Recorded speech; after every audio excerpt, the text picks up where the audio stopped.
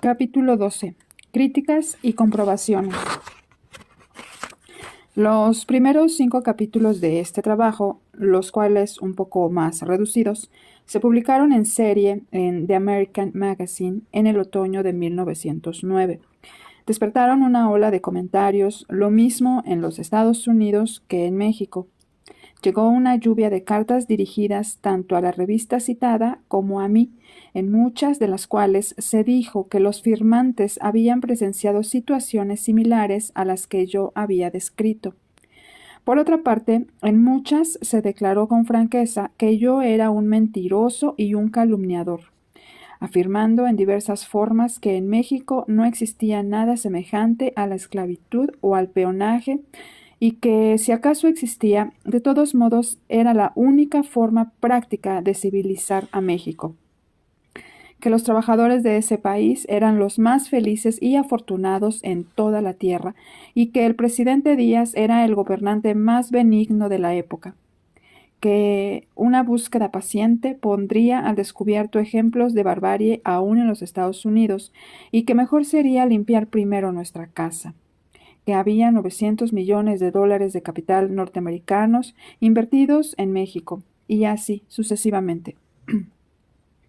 En verdad, lo más notable de esta discusión fue la forma precipitada en que ciertas revistas, periódicos, editores y personas particulares de los Estados Unidos corrieron a la defensa del presidente Díaz. Es evidente que estos individuos actuaron sobre la base de que la acusación de que hay esclavitud en los dominios del presidente Díaz era una deshonra para el régimen de este, como lo es en efecto. De aquí que procedieran a denunciarme en los términos más violentos por una parte y a soltar una corriente de adulación literaria sobre el presidente Díaz por la otra. Creo que se necesitaría un larguísimo tren de carga para transportar toda la literatura de adulación que los amigos de Díaz han hecho circular en los Estados Unidos en los 6 meses siguientes y a la primera aparición de mis artículos en los periódicos. La lectura de ellos y de esa literatura conduciría a cualquiera, de modo inevitable, a la conclusión de que alguien desfiguraba la verdad en forma deliberada. ¿Quién lo hacía? ¿Quién? ¿Y por qué? Como tanto el quién como el por qué son parte de esta historia, se me perdonará que me detenga durante algunas páginas para contestar primero a la pregunta ¿quién? Sería para mí un placer presentar algunos centenares de cartas que, en conjunto, corroboren repetidas veces los detalles esenciales de mi relato sobre la esclavitud mexicana. Pero si así lo hiciera, quedaría poco espacio para otras cosas. Solo puedo decir que en la mayoría de los casos los firmantes aseguran haber pasado varios años en México, que las cartas no fueron solicitadas, que quienes las escribieron no fueron pagados por nadie y que en muchos casos ponían en peligro sus propios intereses. Si yo soy mentiroso, todas estas personas deben serlo también, lo cual dudo que alguien pudiera creer después de haber leído esas cartas. Pero no voy a publicarlas y no pido al lector que las considere en mi favor. Sin embargo, algunas de ellas, como muestra, en cantidad suficiente para convencer, pueden verse en los números de noviembre, diciembre y enero de The American Magazine. Pasaré también por alto los testimonios publicados de otros escritores, investigadores bien conocidos, que han comprobado mi relato con más o menos detalles. Por ejemplo, la narración de la esclavitud en las plantaciones de hule, propiedad de norteamericanos, escrita por Herman Whittaker o impresa en The American Magazine de febrero de 1910. Los relatos sobre la esclavitud en Yucatán por los escritores ingleses Arnold y Frost en el libro Un Egipto Americano, citados extensamente en The American Magazine en abril de 1910. La comprobación que voy a presentar aquí está tomada por entero de mis censores, personas que empezaron a negar la esclavitud o a paliarla y que acabaron por admitir la existencia de los aspectos esenciales de esa institución. Para empezar con la clase menos importante de testigos, tomaré primero las afirmaciones de varios norteamericanos, dueños de haciendas, que corrieron a la imprenta a defender al sistema de su amigo Díaz.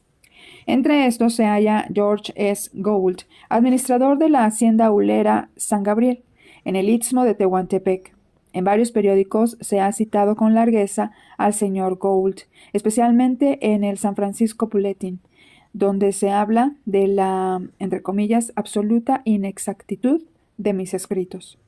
He aquí algunas de sus explicaciones tomadas de este periódico. Como administrador general de San Gabriel, envío 2,500 pesos a mi agente en la ciudad de Oaxaca, en cierta época donde abre una oficina de empleos y solicita a un grupo de 75 hombres. Al trabajador se le paga un promedio de 50 centavos mexicanos por semana, hasta que su deuda con la compañía queda liquidada. La compañía no está obligada a pagarle esta cantidad, pero lo hace así para tenerlo contento. Se le puede contratar por periodos de 6 meses a 3 años. En este lapso, si el trabajador es razonablemente industrioso y ahorrativo, no solo habrá pagado su adeudo, sino que al hacerse la liquidación saldrá con dinero en el bolsillo.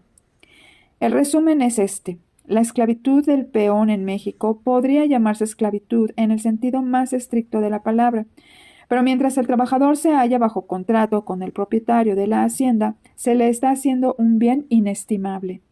Son los dueños de las haciendas los que impiden que los peones, en general seres humanos inútiles, sin oficio, se conviertan en una carga pública. Sin saberlo, quizás, cierran el paso a elementos irresponsables y sin ley, enseñando a los peones a usar los brazos y la cabeza. El señor Edward H. Thompson fue cónsul norteamericano en Yucatán durante muchos años.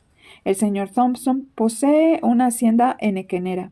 Aunque yo no lo visité, me informaron que tenía esclavos en las mismas condiciones que los demás reyes del Enequén.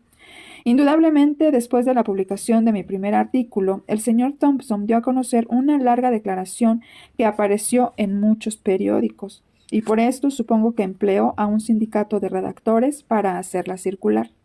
El señor Thompson empezó por denunciar mi artículo como, entre comillas, injurioso en sus afirmaciones y absolutamente falso en muchos detalles. Pero léase lo que el señor Thompson mismo dice que son los hechos. Reducido a sus más sencillos términos y visto el asunto sin el deseo de producir un artículo sensacional para una revista, la llamada esclavitud se convierte en un arreglo contractual entre ambas partes.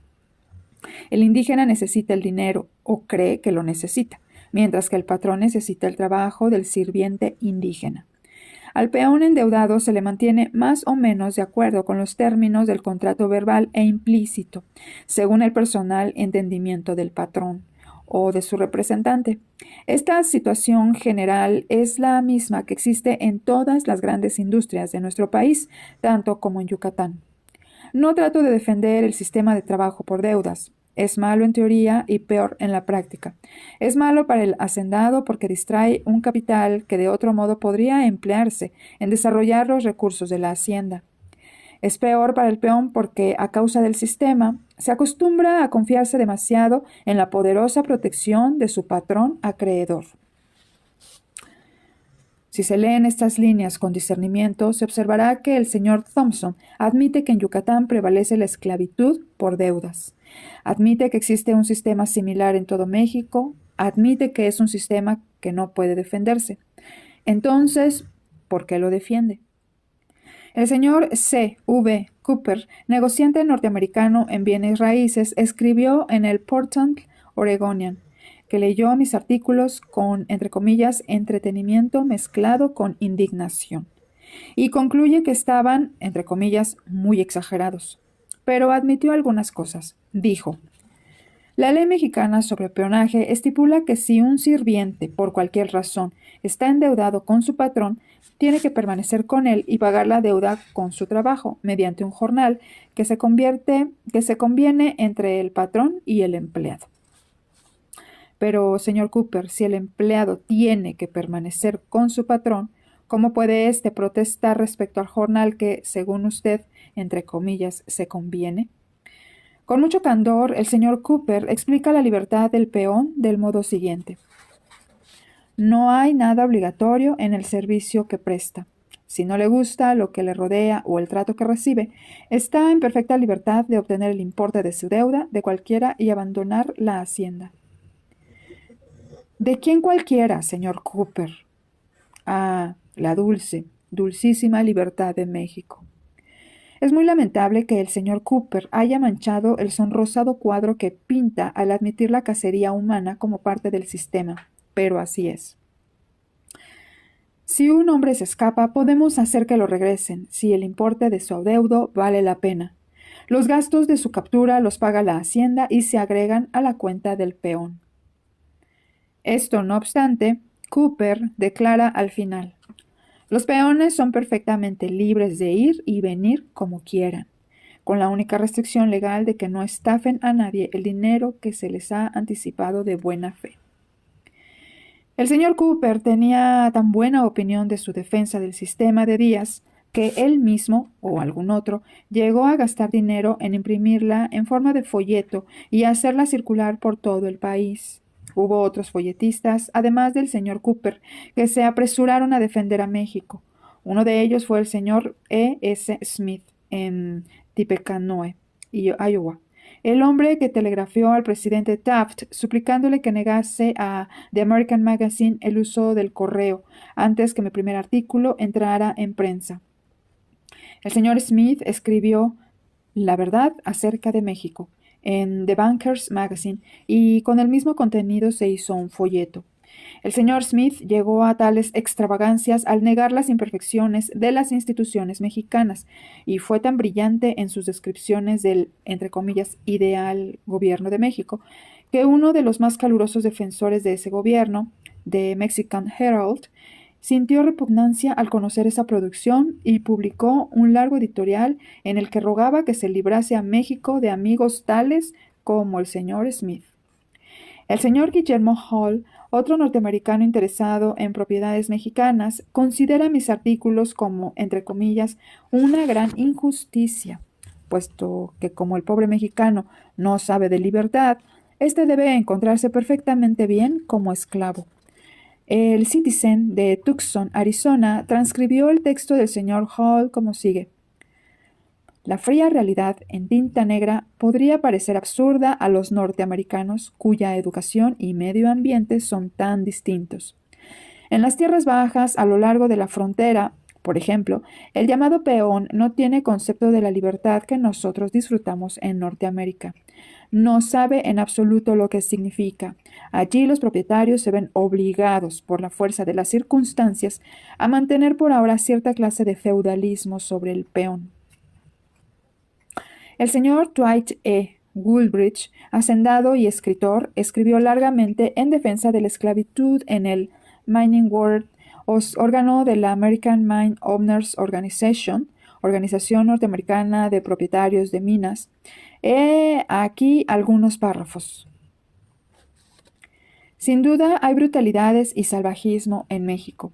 Se cometen allí ultrajes, tanto con los prisioneros que se sacan de las cárceles para llevarlos a las haciendas, como con los yaquis.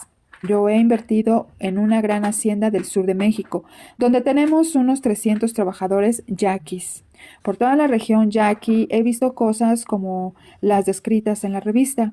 He pasado junto a cadáveres colgados de los árboles, a veces mutilados. He visto centenares de yaquis pacíficos encerrados en cárceles para ser conducidos a las haciendas de Yucatán, de Tabasco o de Veracruz. He oído cosas peores. Existe cierta clase de peonaje en México. Puede llamarse esclavitud, si se quiere, sin ir muy lejos de la verdad. De hecho, es ilegal y no se pueden sostener ante los tribunales los contratos hechos bajo ese sistema. El esclavo es esclavo mientras paga su deuda con trabajo. Desde luego, ninguno de los defensores de México admite todas mis afirmaciones y es natural que traten de disminuir los horrores del sistema esclavista. De otro modo no podrían defenderlo. Pero puede verse que uno admite una cosa y otro otra, hasta que confiesan que es verdad toda la historia. Entre los publicistas norteamericanos que salieron en defensa de Díaz se halló el señor William Randolph Hearst. El señor Hearst envió a México a un escritor, O. Othman Stevens a recoger material para probar que ese país no es bárbaro. El señor Stevens trató de llevar a cabo con valentía la misión que se le había confiado, pero al juzgar el sistema de esclavitud por contrato, tuvo que admitir la mayoría de mis apreciaciones esenciales y solo pudo hacer la defensa con el pretexto de ser una, entre comillas, necesidad del capitalismo. Algunas de sus confesiones, tal como aparecieron en el Cosmopolitan Magazine de marzo de 1910, son las siguientes. Para compensar estas perspectivas de los incipientes avances industriales, existe un sistema de trabajo por contrato y este sistema en México es una mala institución. El aspecto repulsivo a nuestros ojos se halla en que mientras el trabajador se contrata voluntariamente, la ley otorga al patrón el derecho de actuar sobre la persona física de aquel para hacerlo cumplir. En teoría, no se puede presentar ningún argumento en favor del trabajo por contrato. Si un enganchado se rebela o es insolente o flojo, el palo en mano del capataz de la cuadrilla se hace sentir en sus espaldas. Y de este modo pronto entiende que tiene que cumplir su contrato. Si se escapa, se paga un premio de $10 a quien lo haga regresar. Le quitan su ropa y lo visten con un costal al que le han hecho unos agujeros para que por ello saque los brazos y las piernas.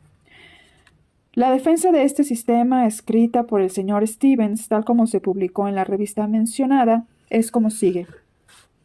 Fuera de las limitaciones de una controversia dogmática, solo hay un aspecto que convierte un abuso en un derecho, y es la necesidad. La aplicación legal de un contrato mediante el uso de la fuerza física sobre la persona es de por sí reprobable. Por otra parte, la legislación que prohibiera hoy el trabajo en esos términos acarrearía males mayores, pues destruiría la inversión de millones, retardaría el muy benéfico y rápido desarrollo de la región más rica de este continente, sino del mundo, y por reflejo causaría mayores daños al mismo pueblo que se trata de ayudar que la continuación indefinida de las actuales condiciones. Esta es exactamente la lógica que empleaban los esclavistas dueños de las plantaciones de algodón en los estados del sur de los Estados Unidos antes de la Guerra Civil. Es difícil que convenza a quienes no tengan dinero invertido en las haciendas mexicanas que utilizan enganchados. No quiero cansar al lector, pero aparte del hecho de que he sido atacado de modo tan violento, tengo una razón para profundizar un poco más en este asunto de las críticas y confirmaciones. Trasladémonos al propio México para leer los mismos periódicos que son pagados con cantidades específicas cada semana, a cambio de fabricar una opinión pública favorable al presidente Díaz y a su sistema. En la Ciudad de México hay 2 diarios impresos en inglés, el Herald y el Record. Ambos son prósperos y bien editados y fervientes defensores del gobierno mexicano actual. El Herald específicamente ha denunciado mis artículos en muchas ocasiones. Creo que puedo presentar no menos de 50 recortes de este periódico en los que, en una forma o en otra, ha tratado de poner en duda en la misma campaña de defensa. Desde la primera aparición de México Bárbaro, ambos periódicos han publicado escritos que han confirmado mis cargos de manera convincente. El 23 de octubre de 1909, el Daily Record se atrevió a publicar el artículo del doctor Luis Lara Pardo, uno de los más conocidos escritores mexicanos, en el que admitió que mis denuncias eran ciertas. Serán suficientes algunas líneas de dicho artículo, dijo el doctor Lara Pardo. El régimen de esclavitud continúa bajo la protección de las leyes de préstamos. Los peones son vendidos por un hacendado a otro con el pretexto de que el dinero anticipado debe pagarse. En la misma capital de la República se ha traficado con carne humana. En las haciendas los peones viven de la manera más horrible. Están amontonados en alojamientos más sucios que un establo y son maltratados. El hacendado ejerce la justicia por su propia mano sobre el peón y a éste se le niega hasta el derecho de protestar. El temor de verse enganchado, muy común entre la gente del pueblo común, probaría no solo que el sistema es general, sino que lleva aparejada grandes penalidades. El 6 de enero de 1910, el Mexican Daily Record publicó una noticia que demostró la veracidad de esto y también denunció un procedimiento por el que el gobierno les hace el juego a los enganchadores.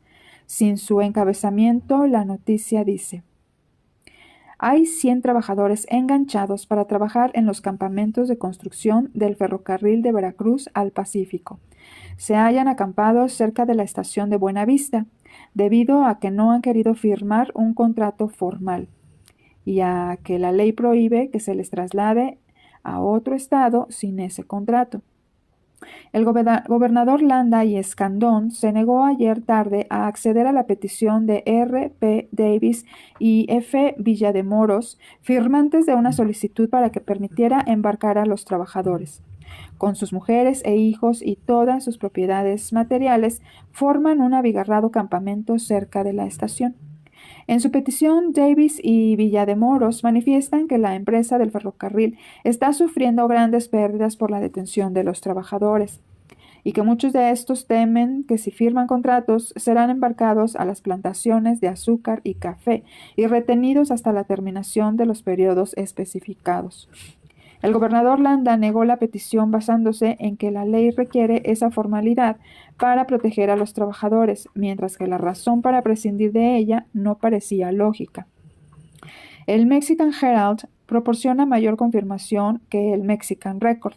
Al comentar las denuncias de México Bárbaro el 27 de agosto de 1909, aquel periódico dijo en su página editorial: en este diario, durante años recientes, así como en muchos periódicos mexicanos, se han tratado con toda franqueza los abusos del sistema del peonaje y el maltrato de los enganchados o trabajadores por contrato en algunas regiones. El inteligente gobernador de Chiapas ha denunciado los males del peonaje en su estado y ha recibido el agradecimiento de la prensa patriótica del país. Ninguna persona con ideas de justicia y bien informada trata de negar que hay algunos puntos oscuros en las condiciones del trabajo agrícola. Hacia la misma época, Paul Hudson, gerente general del periódico, fue entrevistado en Nueva York, donde expresó que mis exposiciones, entre comillas, no admiten negación categórica. Y en el Mexican Herald del 9 de mayo de 1910, J. Torrey Conner, al escribir un elogio del general Díaz, dijo, no obstante, se abren comillas: se sabe sin duda que existe esclavitud en México y así se entiende generalmente, se cierran comillas. En febrero de 1909, en una nota editorial sobre la situación política en el estado de Morelos, el Mexican Herald llegó al extremo de admitir que algunos peones endeudados habían sido muertos por sus amos. Para citarlo con exactitud, transcribo: es innegable que los administradores de las haciendas son a veces severos. Cuando se enojan, abusan de los peones y hasta los maltratan físicamente. En algunos casos, en tiempos no muy lejanos, hasta han privado de la vida a trabajadores indígenas que los han irritado. Pero a pesar de ello, los homicidas han quedado por completo libres. El 27 de agosto de 1909, en un artículo titulado El enganchado, el Herald expresó en parte, se abren comillas: a los enganchados se les guarda de la manera más cuidadosa, pues siempre existe el peligro de que se escapen a la menor oportunidad. Con frecuencia los cabos son crueles en el trato, lo cual debe condenarse. No está de más mencionar aquí los abusos que, según se dice, han sido cometidos contra los enganchados, el trato tan brutal contra algunos hombres que éstos han muerto, la violación de las mujeres, la privación de medios para que los obreros se bañen y las condiciones insalubres de sus casas que les producen molestas enfermedades. Ningún hacendado que conozca la historia verdadera del sistema o los hechos que ocurren en el interior de las haciendas vecinas negará por un momento que los peores relatos de los enganchados son ciertos. Los hacendados no aceptan el trabajo enganchado porque les guste, ni lo prefieren sobre algún otro, por bajo que sea, pero tiene ciertas ventajas, como un hacendado me dijo con un raro tono de voz. Se abren comillas: Una vez que los ha conseguido son suyos y tienen que hacer lo que usted quiera. Si no lo hacen, puede usted matarlos. Se cierran comillas. Tal confirmación proviene de un subsidiado apoyador del propio sistema. Sería más bien embarazosa para aquellos individuos que han sido tan celosos en anunciar públicamente que la pintura que yo hice de la esclavitud mexicana era pura invención. Puede verse que mi exposición de la esclavitud mexicana no fue la primera que circuló con letras de molde, tan solo fue la primera que circuló con amplitud y ha sido mucho más detallada que cualquiera anterior. La pequeña nota que acabo de citar admite prácticamente como ciertos todos los peores aspectos de que yo he tratado en mis artículos. He aquí una noticia ordinaria recortada del Mexican Herald del 20 de mayo de 1909. Se dice que Ángel Contreras, enganchado, perteneciente a una buena familia, fue brutalmente asesinado al haber sido apaleado hasta morir en las cercanías del ingenio de San Francisco, municipalidad de El Naranjal. Los periódicos locales afirman que ya se han cometido otros crímenes similares en ese lugar. Esta es la primera información que tuve de que se mataba a los hombres a palos en los ingenios azucareros de México. Presento enseguida una noticia tomada del Mexican Herald que describe mejor que yo lo hice en el capítulo 4, uno de los métodos de los enganchadores para que caiga el pez en la red. El periódico publica la noticia como si se tratara de un acontecimiento inusitado. Yo lo reproduzco íntegro porque es típico. La única diferencia en este caso consiste en que se rescató a la víctima y el agente enganchador fue encarcelado durante 1 o 2 días, dada la casualidad de que la víctima había sido empleado de la Secretaría de Relaciones Exteriores. Si las autoridades desearan acabar con este género de secuestros de hombres, como el Herald quisiera hacer creer, ¿por qué no arrestaron a los encargados de las otras casas de enganchadores que encontraron y libertaron a los prisioneros? He aquí la noticia con sus encabezados y completa. En mayúsculas, todo. Muchacho de 16 años atrapado aquí. La Alameda, escenario de su secuestro por un español para llevarlo a la oaxaqueña. Los contratistas proyectaban enviar al muchacho a una hacienda de norteamericanos.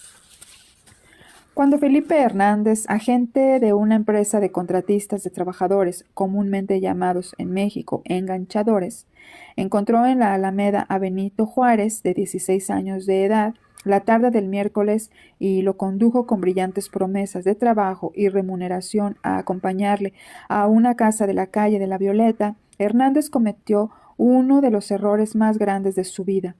Por negarse a permitir al joven Benito que saliera de la casa una vez que había entrado en ella, violó una de las leyes federales y ahora está detenido en la Quinta Comisaría para responder del cargo de detención ilegal. Hernández declaró que él es empleado de Leandro López, que está consiguiendo trabajadores para la oaxaqueña Plantation Company, empresa norteamericana que explota una extensa hacienda en el istmo de Tehuantepec, en los límites del estado de Veracruz, no lejos de Santa Lucrecia. Ambos enganchadores son españoles. El paradero del muchacho, Benito Juárez, no se pudo saber en definitiva hasta la tarde de ayer, cuando se obtuvo su libertad a requerimiento del subcomisionario Bustamante de la Quinta Comisaría, quien más tarde arrestó a Hernández después de que el muchacho había rendido su declaración en la comisaría. ¿Cómo se engañó al muchacho? En la tarde del miércoles, cerca de las 2 p.m., el joven Benito, que había estado trabajando con su madre, vendedora de pan, estaba sentado en una de las bancas de la Alameda, cuando, de acuerdo con su relato, se le acercó Hernández y en forma amable le preguntó si deseaba un trabajo con unos 50 al día. El hombre le explicó que se trataba de un trabajo en una fábrica de alcohol cerca de la ciudad y que el puesto era algo así como tomador de tiempo u otro trabajo de oficina. El muchacho estuvo conforme y fue invitado a acompañar a su nuevo amigo a la calle de la Violeta, donde se arreglarían los detalles de su empleo. En el camino se detuvieron en una tienda de ropa barata, donde Hernández compró un sombrero de palma de 20 centavos, una blusa de 50 centavos, un par de sandalias y un par de pantalones. Al llegar a la casa de la calle de la Violeta, el joven Juárez recibió órdenes de ponerse las prendas de peón y dejar su propio traje de buen género. En la casa en que se halló había otros 3 o 4 hombres en la misma situación que él, quienes le hicieron saber que ahora era un trabajador por contrato destinado a una plantación en tierra caliente. Sus amigos lo buscan. Hasta hace poco tiempo, Benito había estado empleado como mozo en la Secretaría de Relaciones Exteriores, cita en el Paseo de la Reforma, y el traje que cambió por las ropas de peón era uno bastante bueno que había usado mientras estuvo allí. Gracias a la actitud caritativa de su antiguo jefe en esa oficina del gobierno, pudo hallar la libertad después de su involuntaria detención en la calle de la Violeta. La madre del muchacho, Ángela Ramos, que vive en el número 3 de la calle de Zanja, esperaba encontrarse con su hijo en la Alameda, donde él la aguardaba cuando llegó Hernández. Al no verlo, hizo algunas pesquisas y recabó informes de que lo habían visto irse con un hombre que se suponía era enganchador, por lo que inmediatamente buscó a Ignacio Arellano, empleado en el edificio de Relaciones Exteriores, y le contó sus tribulaciones. Se acude a la policía. El señor Arellano, acompañado por Alfredo Márquez, empleado de la Secretaría de Fomento, consiguió las direcciones de 3 establecimientos comúnmente llamados casas de enganchadores, ubicados respectivamente en las calles de Moctezuma, Magnolia y Violeta. Sus gestiones, tal como las relataron ayer a un representante de The Herald, fueron más o menos las mismas en cada una de las casas, con los siguientes resultados. En cada una de las, entre comillas, oficinas de los contratistas de trabajadores donde se presentaron, se les negó la entrada y les dijeron que no tenían en su poder al muchacho en cuestión. En las 3 afirmaron que nunca contrataban a menores de edad, puesto que sus esfuerzos eran inútiles. Arellano y Márquez llevaron el asunto a la quinta comisaría, donde explicaron el caso al subcomisionario Bustamante, quien destacó a un oficial y a 2 policías secretos para que fuesen a esos lugares con órdenes de efectuar un registro cuidadoso. Registro de la casa. No encontraron especial resistencia para entrar en las casas de Moctezuma y Magnolia. En la primera había como 12 hombres que habían firmado contratos para salir de la ciudad a trabajar en las haciendas, y en la segunda había unos 24. Se dice que estos hombres reclamaron porque se les negaba el permiso de salir del lugar donde estaban alojados mientras esperaban su traslado a su destino definitivo. Sin embargo, en la calle de la Violeta, el portero se negó al principio a admitir a los funcionarios y solo obedeció cuando se amenazó con arrestar a todas las personas que hubiera en la casa, en la cual encontraron al joven Juárez, al que llevaron a la quinta comisaría para tomarle declaración. Tan pronto como se levantó el acta, se ordenó la detención de Hernández y una vez que fue identificado por el muchacho, se puso a éste en libertad. El relato del muchacho. Anoche, al contar su aventura, el joven Juárez describió el encuentro en la Alameda y el cambio de ropa y continuó. Después de haber llegado a la casa, me enteré por uno de los hombres que estaban allí de que me habían engañado al prometerme unos 50 como tomador de tiempo en una fábrica de alcohol, y cuando le pregunté al sujeto que me había traído si sus promesas eran ciertas, me contestó que claro que no lo eran y que yo iba a trabajar como peón en la hacienda La Oaxaqueña por 50 centavos al día. Entonces le pedí que me dejara salir, pues yo no quería hacer ese trabajo, pero no me lo permitió, diciéndome que le debía 5 pesos por la ropa que me había dado. Se abren comillas. Antes de eso, le dije que tenía que pedir permiso a mi madre para irme. Me contestó que tenía mucha prisa, de modo que escribí una nota para ella y se la di a él para que la entregara. Más tarde me dijo que mi madre había leído la nota y que había dado su permiso, pero he averiguado después de que ella no recibió tal nota y que en ese tiempo me andaba buscando. Me dieron 1 peso con 5 centavos como anticipo de mi paga y a la mañana siguiente 25 centavos para comprar alimentos que se vendían en la casa.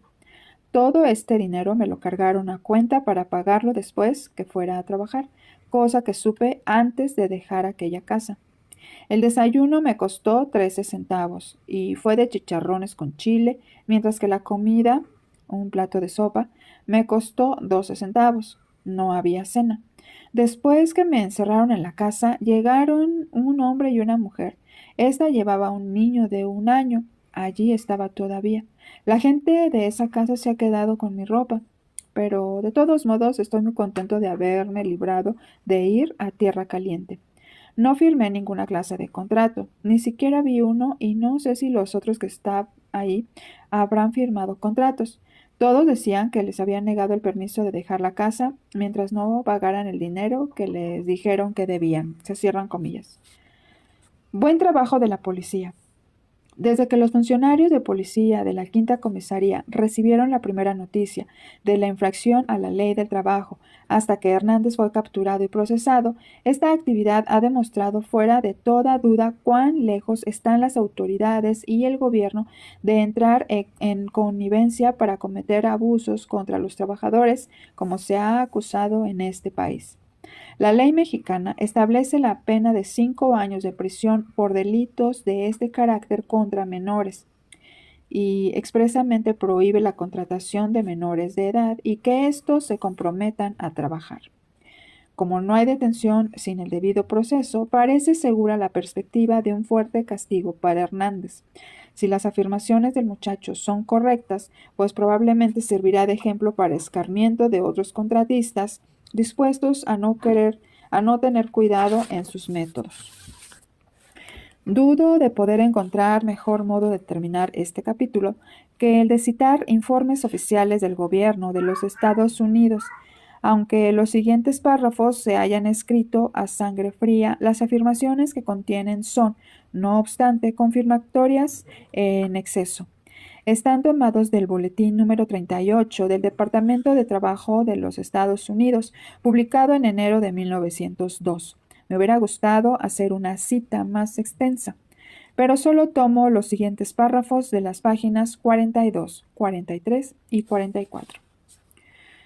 En muchos estados mexicanos, donde se cultivan productos tropicales, los indígenas residentes trabajan bajo un contrato que es obligatorio para ellos, debido a que se hallan en deuda con el hacendado. El sistema de trabajo forzado se lleva hasta sus lógicas consecuencias en las haciendas henequeneras de Yucatán. Allí, en todas las grandes haciendas, se encuentra un grupo de peones, llamados criados o sirvientes, que viven en ellas con sus familias. En muchos casos han nacido allí.